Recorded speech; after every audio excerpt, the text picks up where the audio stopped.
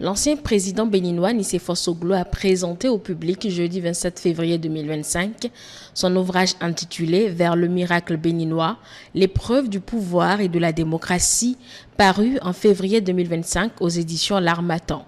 Le livre retrace son parcours et les défis rencontrés à la tête du Bénin.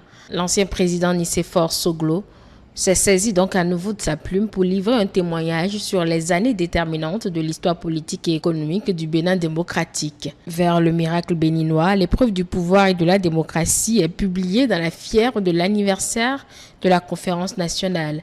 C'est en effet un 27 février que Nicéphore Soglo est entré dans l'histoire politique du Bénin. Achille Huenon. Vers le miracle béninois, l'épreuve du pouvoir et de la démocratie. C'est cette œuvre littéraire riche en connaissances et qui retrace les moments forts du passé politique du Bénin qui a rassemblé anciens présidents de la République, anciens présidents d'institutions et autorités à divers niveaux ce jeudi 27 février 2025 à Cotonou. Écrit de main de maître par Nicéphore Soglo, c'est un livre dans lequel l'auteur donne à lire ses mémoires à travers 328 pages et subdivisé en 3 parties. On retrouve dans ces pages l'histoire de la conférence nationale de 1990, son unique mandat. L'auteur est également revenu sur le poids d'un passé marqué par plusieurs siècles d'oppression esclavagiste et coloniale qui a touché le continent africain. 1991-1996, le président Soglo a mis en place son premier gouvernement avec des hommes et femmes de grande qualité et de compétences avérées pour relever les défis de développement. Confère le grand 3 de la deuxième partie intitulée « La dynamique du changement vers un État nouveau ». Pages 127 à 187. Moment choisi par l'ancien chef d'État pour raconter quelques expériences de vie qui l'ont poussé à écrire ce livre. Louis XIV a déporté tellement de Noirs qu'il a battu le plus beau château d'Europe, le château de Versailles. Mais le château de Versailles dégouline du sang des Noirs. Combien de gens le savent? Il faut l'enseigner dans nos universités. Tu vas à Versailles, c'est magnifique. Mais combien de sang de Noirs dégouline? C'est ça. Et c'est Colbert qui a amené tout ça. Un travail salué par le ministre du Tourisme, de la Culture et des Arts, Jean-Michel Abimbola, qui a adressé les félicitations du gouvernement à l'ancien président.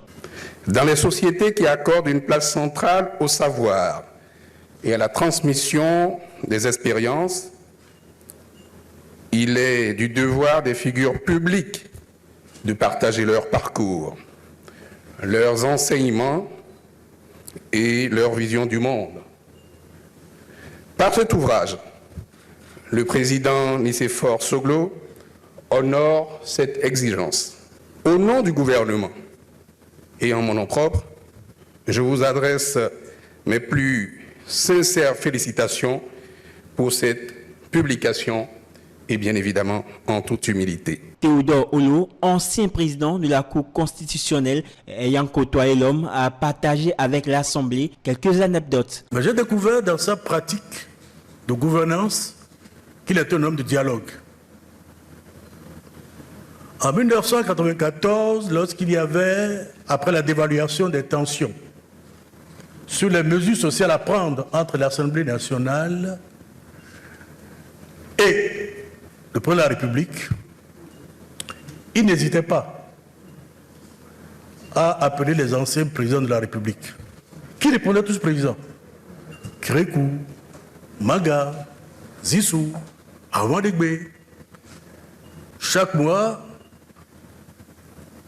il venait échanger avec le bureau du Haut Conseil de la République auquel j'appartenais pour faire le point de la mise en œuvre des décisions de la conférence, des difficultés qu'il rencontrait aussi et des suggestions pour pouvoir maintenir le cap.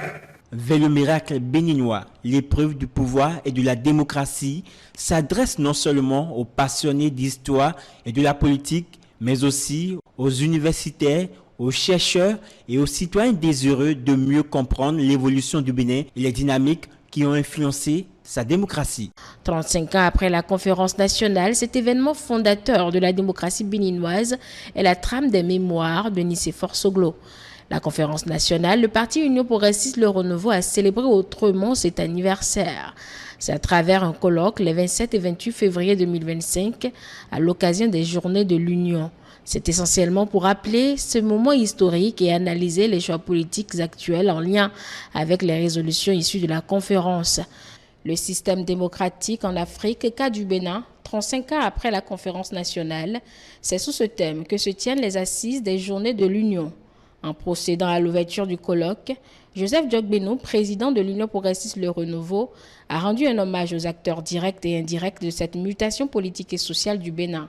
Il y a 35 ans, une prodigieuse promesse politique est faite avec courage de cette terre bénie d'Afrique à elle-même, à l'Afrique et au monde, promesse de rupture et de renouveau qui permit à un peuple de quitter les rives du désespoir vers celles de l'espérance. En 10 jours, du lundi 19 février au mercredi 28 février, notre pays a tenté de solder un passé politiquement belliqueux et économiquement déviant pour poser les bases d'un avenir responsable à bâtir autour de la nation, autour de l'État, autour de l'individu citoyen. Que reste-t-il de cette promesse et que devons-nous en faire aujourd'hui? Cette double interrogation cristallisée autour de l'héritage de la Conférence nationale des forces vives de la nation est une interpellation politique qui s'adresse essentiellement à la classe politique et surtout à nous tous, ici, progressistes engagés. Ce colloque est organisé non seulement pour nous faire mémoire, mais pour transmettre par l'action et l'audace politique la mémoire. Ce colloque est surtout organisé pour transmettre la mémoire des résultats de la conférence, dont il importe d'en faire l'inventaire avec la rigueur politique qui s'impose. Après l'ouverture du colloque jeudi 27 février par le président du parti Union progressiste Le Renouveau, les travaux ont continué avec les panels inscrits au programme. Réforme du système partisan, état de droit et justice, développement économique et progrès sont les 3 thématiques autour desquelles les réflexions ont été menées. Le premier est animé par Agapit Napoléon Maforican, Orden Aladati et Richard Kodjo, respectivement, journaliste communicant et directeur de E-Télé, député à l'Assemblée nationale et docteur en droit, a permis de lever le voile sur la réforme du système partisan de l'indépendance à nos jours. Voici les faiblesses du système héritées depuis cette époque à la lecture des panélistes. Que l'euphorie à la conférence nationale ne nous a pas permis de parler essentiellement du financement public des partis politiques.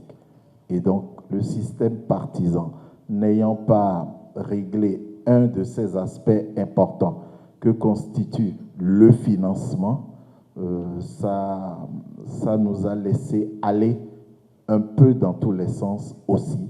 Voilà. Ce qui s'est passé à la conférence nationale, c'était à situer dans l'avant et l'après-révolution.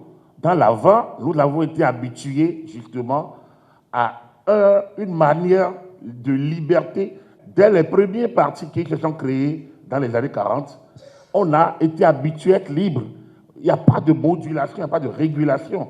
Voilà ce qui a été à l'origine de l'instabilité de 1972.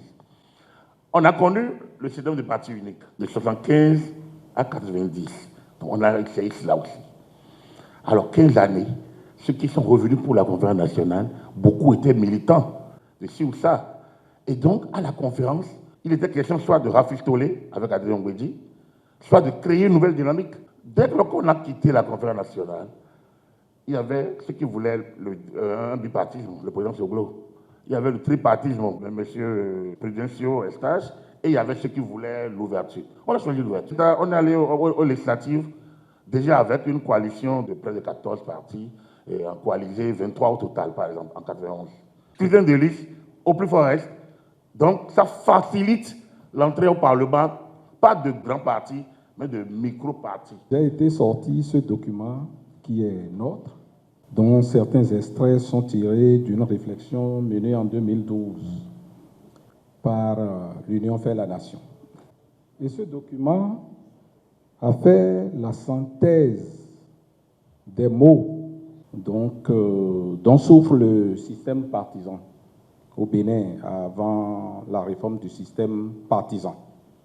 La personnalisation, la gestion solitaire et patrimoniale du pouvoir d'État, la personnalisation et la gestion solitaire des partis politiques, l'absence de démocratie à l'intérieur des partis politiques, le triomphe de l'idéologie et de manifestations régionalistes et tribalistes, l'émiettement politique excessif des membres de l'Assemblée nationale, la multiplicité de candidatures peu crédibles aux élections présidentielles. C'est donc pour corriger toutes ces insuffisances que la réforme partisane était appelée de tous les vœux.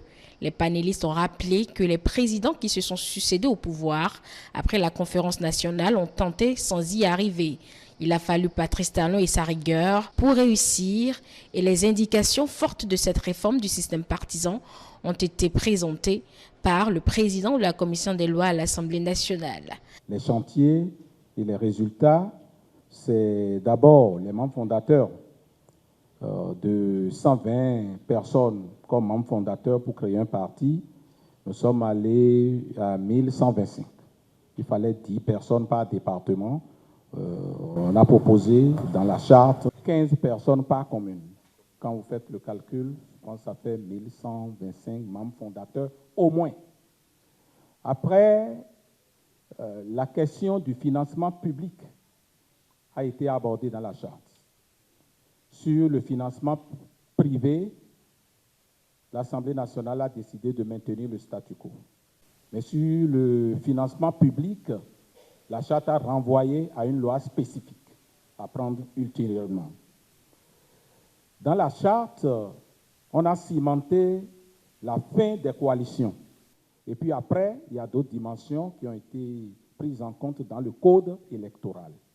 Le député Ordonne Aladati en a profité pour vider le sujet sur le certificat de conformité que les acteurs de l'opposition présentent toujours dans leur discours comme étant une nouvelle pièce inventée par la Cour constitutionnelle présidée à l'époque par Joseph Diogbeno. Ordonne Aladati a reprécisé le contexte dans lequel cette pièce a été indiquée par la Cour constitutionnelle pour permettre à la Sénat, en 2019, de recevoir les candidatures au vu des dispositions de la nouvelle charte issue du dialogue politique. Quid de l'intérêt de cette réforme? La discipline au sein des partis politiques, la force aux partis, la fin du chantage politique, ce sont là quelques éléments exposés par les panélistes. L'intérêt de la réforme du système partisan, c'est que le chantage politique qu'on exerçait sur le chef de l'État, je ne veux pas dire qu'il va disparaître, mais il va s'amoindrir, pour permettre aux dirigeants, à celui qui a été élu, d'imprimer sa marque de développement économique et social. Voilà. L'ingéniosité de la réforme, c'est qu'on n'a pas quitté le multipartisme intégral de 90, on l'a adapté. On adapte aux situations pour pouvoir avancer. La première implication, c'est au niveau du parti. Je pense qu'il y a une dynamique aujourd'hui qui se crée plus autour d'une personne. On ne dira plus l'UPR de Diogbeno. On ne le dira plus. On dit l'Union progressiste, le renouveau. On ne met plus un nom. C'est une implication. C'est déjà, on finit par le bloc républicain, on ne met plus un nom. Donc, nous avançons déjà cela. Stabiliser le système, donc du coup, et renforcer le développement. Dès lors que les acteurs politiques savent que tout se joue autour du parti. Le parti, les dynamiques vont se créer à l'interne. Il y aura des mouvements, il y aura des frustrations, c'est sûr. Mais on sait que désormais, pour aller à ces instances, il faut être discipliné et participer à la vie du parti. Discipliné, développement, idéologie peut-être, il faut qu'on évolue. État de droit et justice est le thème du second panel de la journée de ce jeudi 27 février 2025.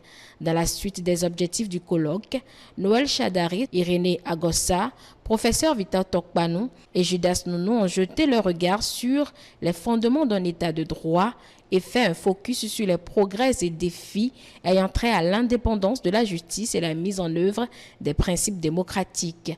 Le dernier panel, qui a eu lieu vendredi 28 février 2025, a porté sur le développement économique et les progrès sociaux, la digitalisation de l'administration, la réforme de la décentralisation, la résilience de l'économie béninoise face aux chocs exogènes comme la COVID-19, le programme des cantines scolaires sont quelques éléments présentés sous de nouveaux jours par les panélistes qui ont animé cette thématique.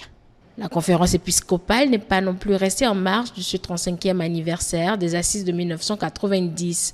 Elle a aussi de son côté tenu un colloque en collaboration avec l'Aumônerie nationale des cadres et personnalités politiques qui a rassemblé plusieurs acteurs et témoins de la conférence. Le colloque a aussi permis d'instituer la journée nationale de relèvement de la nation et des cadres et personnalités politiques. Nafissatou Hassani. La conférence épiscopale du Bénin et l'aumônerie nationale des cadres et personnalités politiques ont organisé un colloque dans le cadre des 35 ans de la conférence nationale des forces vives de la nation. Accompagnée d'un programme riche et varié, cette séance a débuté par une prière pour le Bénin. Le père Nathanaël Yaovi Soédé, aumônier national des cadres et personnalités politiques, a parlé de l'importance de cette commémoration. Pourquoi tant d'intérêt et de préparation pour ce colloque? Le parterre des personnalités des dignes fils et filles et amis du Bénin que vous constituez révèle la portée de ce qui fait la préoccupation constante des évêques. Il s'agit de l'événement majeur de l'histoire contemporaine de notre pays. On s'en souvient. Le 28 février, jour d'incidence, la clôture de la conférence nationale, date emblématique. Notre pays a fait le choix de la démocratie et de l'état de droit. Le Bénin a reconnu qu'il doit cette option à la miséricorde de Dieu, au monde des ancêtres et au sacrifice de ses compatriotes, dont plusieurs sont vivants parmi nous. Une date, histoire qui ne peut être bradée quand on sait que la conférence nationale autour de laquelle elle s'articule, cette histoire, est la voie et l'avenir de notre pays en quête de paix et de développement au profit de tous. L'Église, experte en humanité, témoin d'un message de salut qui a pour nom amour, miséricorde, conversion, pour construire un monde de justice et de paix, ne peut faire fi des acquis de la conférence nationale si elle veut remplir vraiment sa mission auprès de son peuple au Bénin.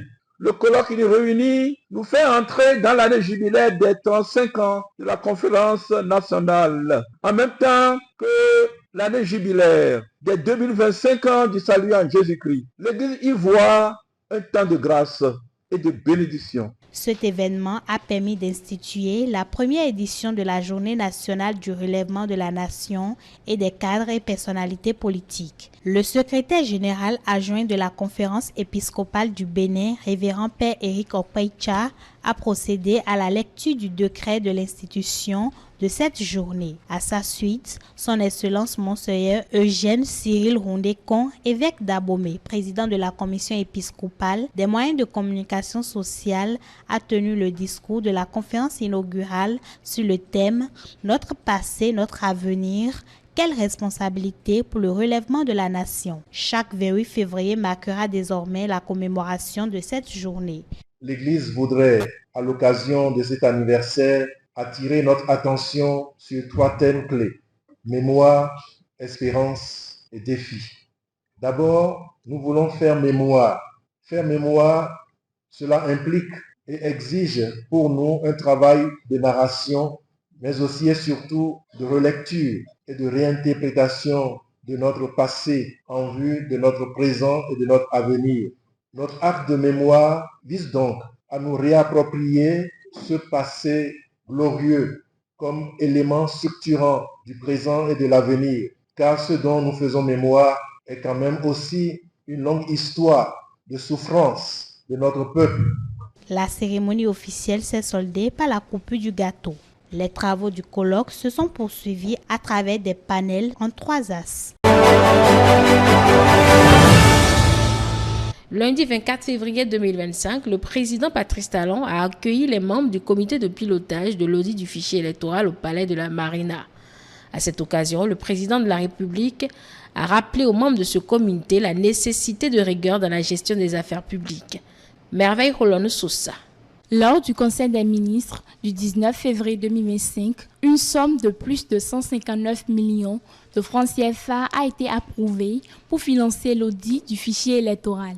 Une initiative qui vise à garantir la fiabilité du fichier électoral et à rassurer l'opinion publique sur l'intégrité du processus électoral. En général, toute fin de mission génère un regain de vertu, un regain d'engagement au service du bien de manière absolue. Quand on est en début de vie ou de mandat, de mission qu'on sort, on fait les choses avec tellement de fougue que parfois on ne prend pas le temps de dire est-ce que vraiment ce que je fais c'est ce qui est attendu de tous. Et quand on est à la fin, on a cette préoccupation-là. À bon entendeur. Vous savez ce qui me préoccupe. Quand on est à la fin, on veut que les choses soient parfaites. Le président réaffirme sa volonté de soutenir un processus électoral transparent et apaisé, soulignant son engagement en faveur de la bonne foi et de l'intégrité du processus. Je comprends très bien, je m'en réjouis. Et je voudrais vous dire combien cette démarche est à saluer. En tant que société civile, et vous savez que tout ce qui relève de notre intérêt commun, moi je suis toujours enthousiaste pour les mettre en œuvre. Donc vous pouvez compter sur mon enthousiasme. La rencontre a été l'occasion d'échanges directs sur les modalités de l'audit, tout en assurant la garantie de l'indépendance des experts impliqués dans le processus. Il s'agit d'un travail technique. Ça là, je le répète tout le temps, je l'ai répété sur tous les 3, travail technique et scientifique qui n'a rien à voir avec des connotations politiques. Pourquoi? Pour la petite comparaison n'est pas raison, Monsieur le Président de la République, la voie qui est derrière nous là, c'est là, la marina que vous avez très bien embellie là. On a fait un appel d'offres pour prendre une entreprise qui va réaliser l'ouvrage. Toujours pour cet ouvrage-là, on a fait un appel d'offres pour prendre une entreprise qui va assurer le suivi et le contrôle de l'ouvrage. Et toujours pour cet ouvrage-là, on a pris encore une autre structure qui va assurer l'audit de l'ouvrage. Je ne ferai jamais rien qui puisse aller dans le sens contraire de la nation. Jamais. Avec cet engagement renouvelé à garantir la crédibilité du processus électoral, le comité de pilotage entre désormais dans la phase opérationnelle de l'audit. Un travail de fond qui sera mené en toute indépendance par ses membres. Ces exigences de Patrice Talon sonnent juste aux oreilles de citoyens béninois. Vu que tout a été concédé à l'opposition pour cet audit, des citoyens attendent un travail à la hauteur du financement accordé.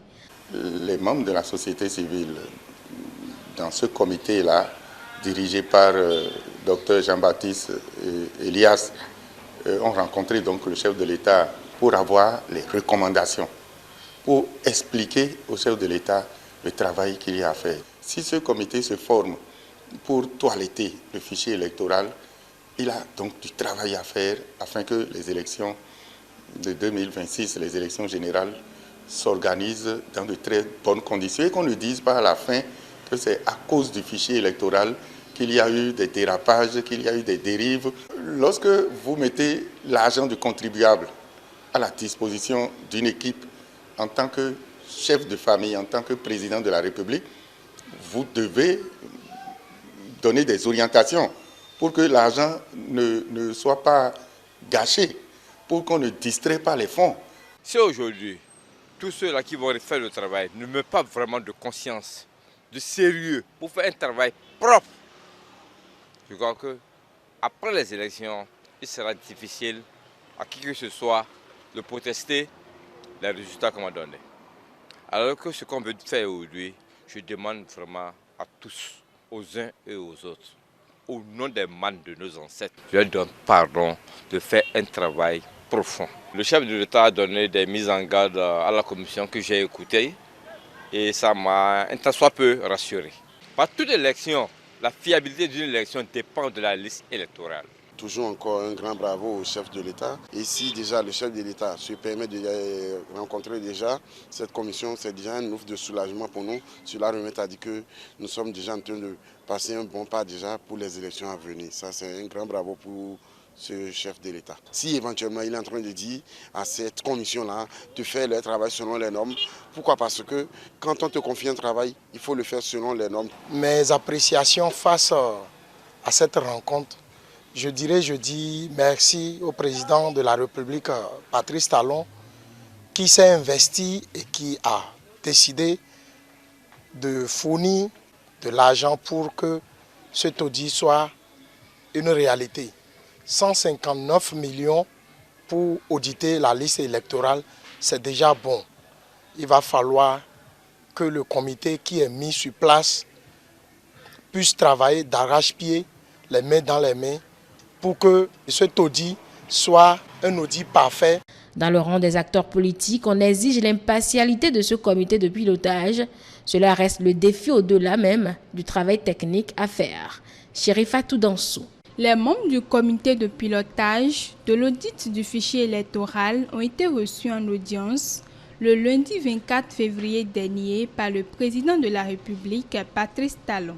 Les raisons qui ont motivé le décaissement de plus de 159 millions de francs CFA et les attentes du travail qui se fera ont été abordées. Le chef de l'État a insisté sur sa volonté de garantir la crédibilité des élections à travers une démarche inclusive et rigoureuse. Des mises en garde qui viennent à point nommé selon Lukman Tidjani, membre du bloc républicain. Je pense que c'est normal que le chef de l'État puisse mettre en garde les membres du comité qu'il a rencontrés, qu'ils vous souviennent un peu toute la polémique qu'il y a eu autour, jusqu'à ce qu'en Conseil des ministres, le chef de l'État décide avec ses ministres de mettre à la disposition des ressources à la disposition de ce comité-là. C'est important qu'il puisse faire cette mise en garde en réaffirmant d'une manière ou d'une autre à ses membres du comité l'obligation et la responsabilité qui sont les leurs dans ce processus-là.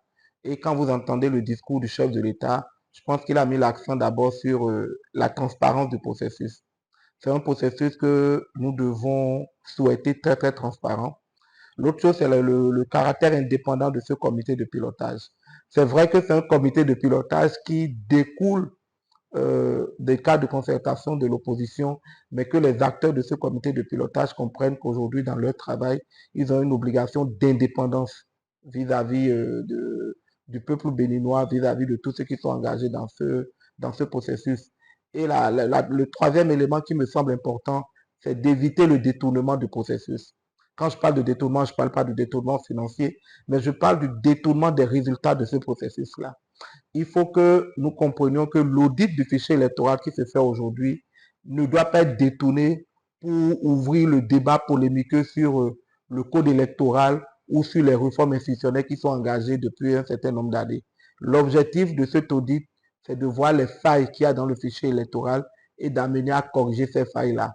Et c'est clair. Il ne faut pas qu'on détourne à la fin les résultats de l'audit pour ouvrir toute une polémique qui pourrait mettre en mal la crédibilité ou la sérénité de nos concitoyens. Le secrétaire administratif du Parti Les Démocrates, Kamarwa Sangari, perçoit ces propos comme des conseils car le travail qui sera fait reste déterminant dans la suite du processus électoral. Donc c'est heureux que le chef d'État ait rencontré le comité de pilotage et je pense comme l'institution qu'il incarne, le premier citoyen du pays, qui puisse donner des conseils parce qu'au lieu des mises en garde, je pense plutôt que ce sont des conseils parce qu'il sait que le travail qui va être fait va être déterminant pour la suite.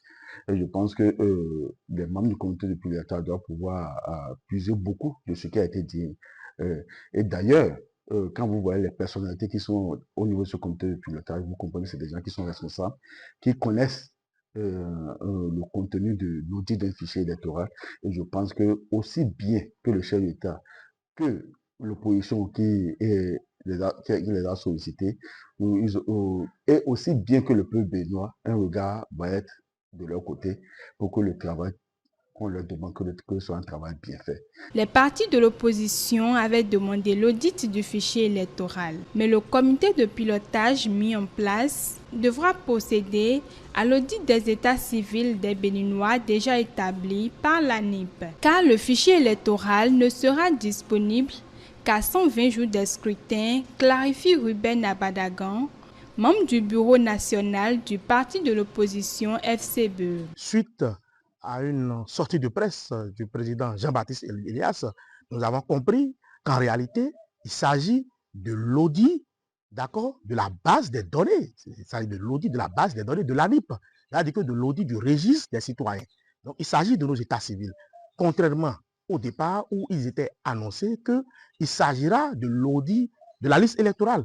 Et vous allez voir, pendant que le cadre de concertation était dans sa tournée de rencontrer les partis politiques de la mouvance, ils ont eu comme réponse qu'à la date d'aujourd'hui, qu'il n'existe pas encore de fichier électoral, de liste électorale à auditer. Donc le chef de l'État demande au comité de pilotage de faire un travail républicain indépendant sans influence des partis politiques parce qu'il ne souhaiterait pas que l'audit, d'accord, de la base des données puisse servir, d'accord, de discours à remettre en cause le processus électoral, à demander une relecture du code électoral des assises nationales.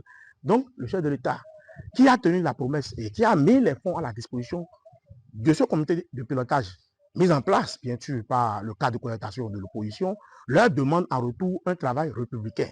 Il a été plus loin. Il a demandé à ce que les rapports qui seront issus de l'audit puissent permettre d'améliorer le travail de l'ANIP. Tous les acteurs interrogés invitent le comité de pilotage à un travail technique et transparent. Il leur revient de faire un travail, de nous produire un rapport qui va permettre d'améliorer ce qui existe, l'existant, mais le travail ne s'arrête pas là.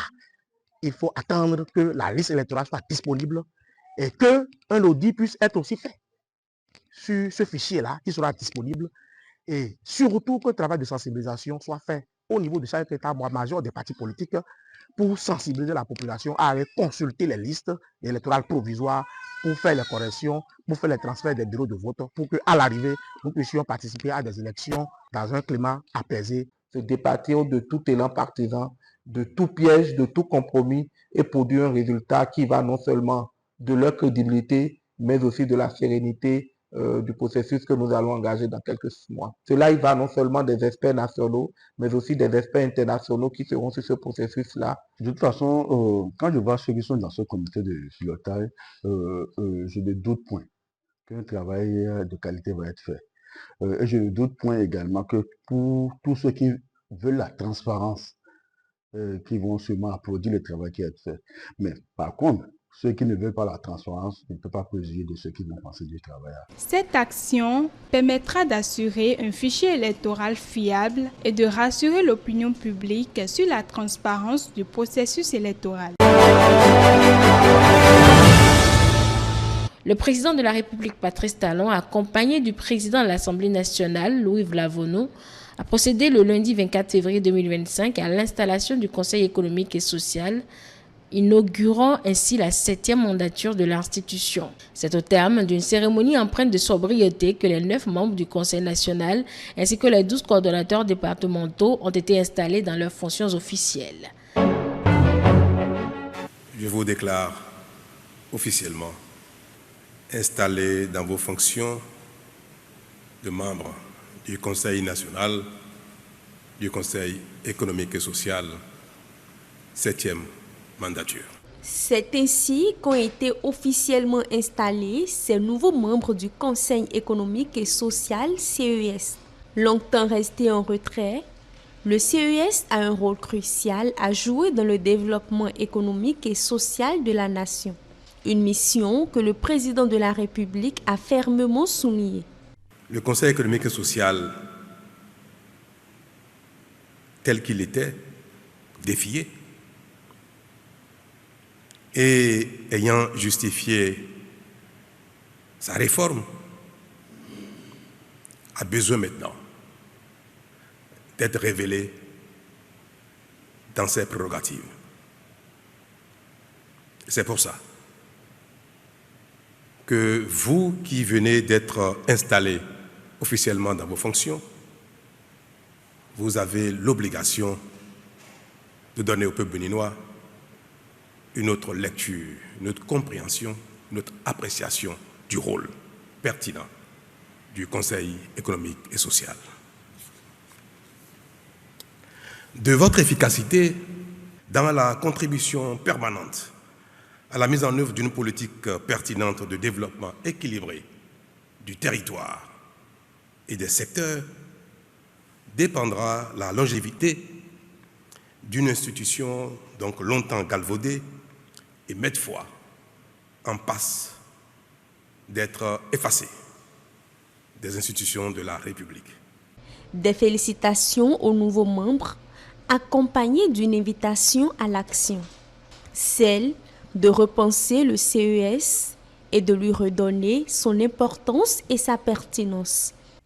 Si la rupture n'a pas eu raison du Conseil économique et social, il faudra, et je le souhaite de tout mon cœur, que ce soit lui, le Conseil économique et social, réformé, qui ait raison de nos appréhensions. Et la suite de la conduite des institutions de la République, de la confirmation de leur pertinence, de leur réforme ou de leur suppression dépendra désormais de l'image que vous allez donner à cette institution que nous confirmons pertinente. Si vous ne parvenez pas à le faire, les prochaines réformes risquent d'effacer, de supprimer le Conseil économique et social. Le Conseil économique et social ne sera désormais plus une structure centralisée, mais un réseau de conseils départementaux ancrés dans les territoires et proches des préoccupations des citoyens. L'institution dont vous êtes membre a pour principale mission d'assurer la participation de la société civile à la politique économique et sociale du gouvernement, tout en assurant la promotion d'un dialogue constructif entre les différentes catégories socio-professionnelles de notre nation. Elle doit également contribuer à l'évaluation des politiques publiques.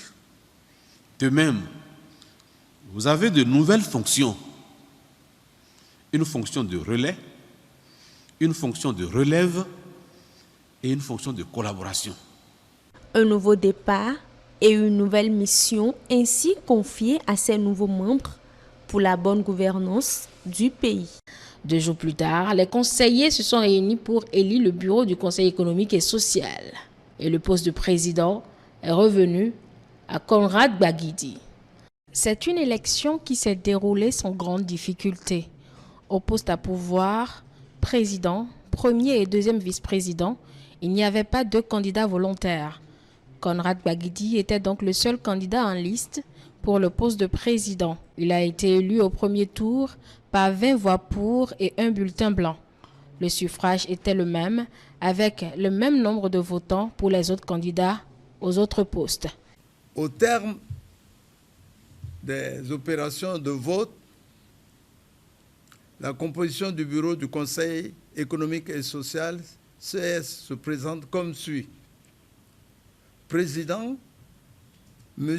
Conrad Jean Mauriac Gbagidi. Premier vice-président, M. Razaki Amouda Issifou. Deuxième vice-président, Emmanuel Golo. Après le scrutin, le bureau élu a été installé. Le président, dans son discours, a appelé ses collègues au travail. En effet, en procédant à l'installation de cette mandature, lundi 24 février 2025, le président de la République, Patrice Talon, a invité les nouveaux membres de l'institution à agir pour prouver l'impact du Conseil économique et social sur le dialogue national et son utilité dans l'élaboration des politiques publiques. Lors de l'installation de notre mandature, le chef de l'État nous a adressé un message limpide.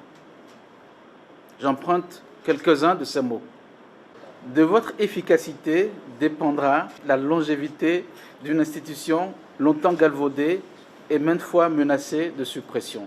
Puis il a poursuivi avec force. Si la réforme politique de la rupture n'a pas eu raison du CES, alors c'est au CES, tel qu'il est composé aujourd'hui, d'avoir raison des intentions de sa suppression. Ces paroles nous engagent. Nous avons un mandat d'action. Point de place à l'attente. Nous ne sommes pas là pour exister, nous sommes là pour agir.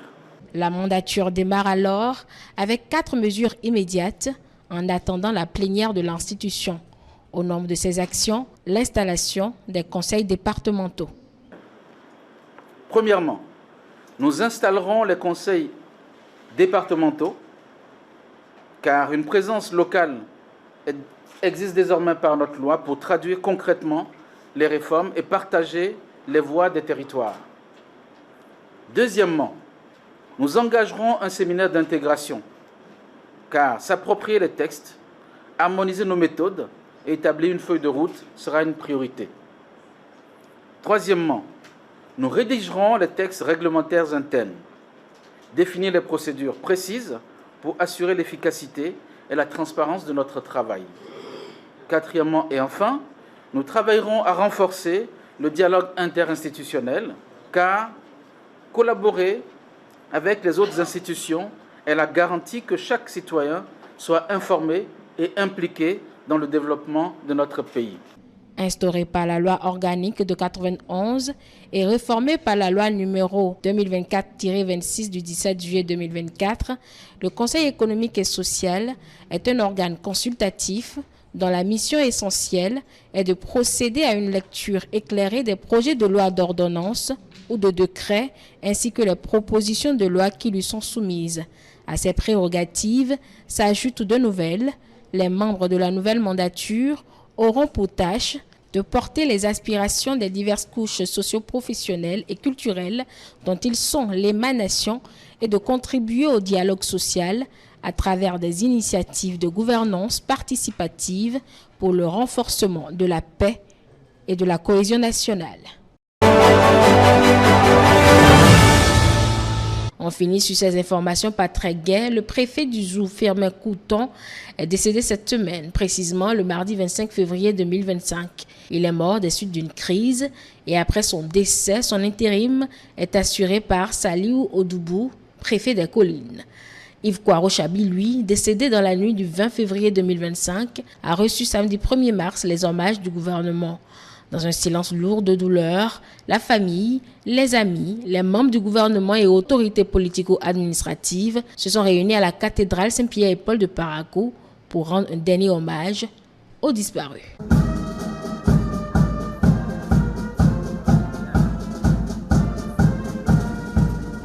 La cathédrale Saint-Pierre et Paul de Parakou accueille ce 1er mars la dernière messe en hommage à Yves Kouaro-Chabi, marquant un moment de profonde émotion. Famille, amis, collègues et anonymes se sont réunis pour lui rendre un dernier adieu aux côtés de plusieurs autorités politico-administratives venues témoigner leur soutien et leur reconnaissance. Le préfet du Borgou formule son dernier adieu à l'illustre disparu. Je voudrais me permettre d'évoquer 2 rendez-vous manqués avec le ministre. Le premier, nous devrions procéder à l'inauguration d'une salle numérique le jeudi 23 janvier 2025 au CEGP de Tchao. Et une fois sur les lieux, on m'a fait part de son empêchement. Toutefois, il n'a pas manqué de m'appeler avec le timbre vocal pondéré et imposant, avec la belle diction qu'on lui connaît, me disant: mon frère, vraiment, toutes mes excuses. J'ai eu quelques contraintes qui m'ont retenu. Je ne pouvais pas être avec toi. L'émotion était palpable dans l'Assemblée. Le directeur de cabinet du ministère des Enseignements secondaires, techniques et de la formation professionnelle a également pris la parole pour rendre hommage aux disparus. Kouaro-Yves Chabi a fait le vrai combat. Il a présenté de bons résultats Honorer la mémoire de M. Kwaro Yves Chabi, c'est s'engager résolument à poursuivre la mise en œuvre efficace et efficiente du programme d'action du gouvernement 2021-2026 du président de la République, M. Patrice Talon. Honorer ta mémoire, c'est contribuer à former les ressources humaines compétentes et compétitives au service du développement de la nation et surtout la transformation structurelle de l'économie béninoise. Honorer ta mémoire, c'est contribuer à atteindre et même dépasser les taux de succès scolaire fixés à travers les lettres de mission attribuées par votre autorité le 23 décembre 2024 au titre de l'année scolaire 2024. Dans la même dynamique, la vice-présidente de la République met en lumière les nombreuses qualités humaines et professionnelles de l'illustre disparu Yves Kwaro Chabi. Yves Kwaro Chabi a assumé ses hautes charges avec un état d'esprit pacifiste, positif et optimiste. Son sens aigu du devoir, de l'écoute, du travail collaboratif, de l'obligation de résultat, de la co-responsabilité, de la nécessité du travail en équipe, sa sociabilité et sa grande humilité lui ont permis, dans la discrétion, sans tapage ni exhibition, de relever les grands défis, de solutionner la plupart des grands problèmes qui hypothéquaient le fonctionnement harmonieux du ministère dont il avait la charge. Le porte-parole du gouvernement, Salimano Karim, a au nom de ses collègues rendu hommage à Yves Kwaro Chabi, mettant en exergue l'empreinte indélébile qu'il laisse derrière lui. C'est en reconnaissance de ses mérites que le président de la République l'a élevé à titre exceptionnel, civil et posthume au rang de grand officier de l'ordre national du Bénin.